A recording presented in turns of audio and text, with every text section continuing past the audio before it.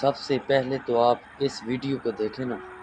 1 2 3 4 5 अस्सलामुअलैकुम वीवर, मेरा नाम है मोहम्मद शहबाज और तुसा नजर मेरा यूट्यूब चैनल शहबाज भाई मुल्तान वाला।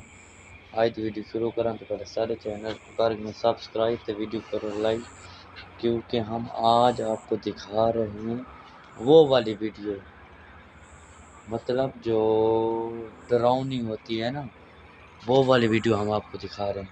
आपको समझ बात आ रही है नहीं? आज हम आपको ऐसे एक घर का नज़ारा कराएंगे मैं जहाँ पे मैं रहता हूँ अकेला। मैं आपको आज वो जगह दिखाऊंगा। वो देखें दूर दूर तक, मतलब बल्लभ हैं दूर दूर, और इसके अलावा बाकी हर तरफ अंधेरा ही अंधेरा।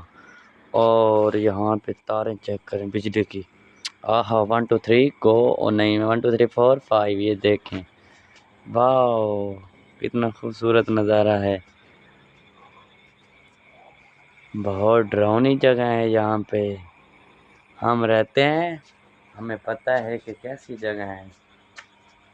समझ आ रही है ना आपको? ओए होए होए, ये देखे ये ट्रांसफार्मर, वो देखे खंबा ऊपर। आहा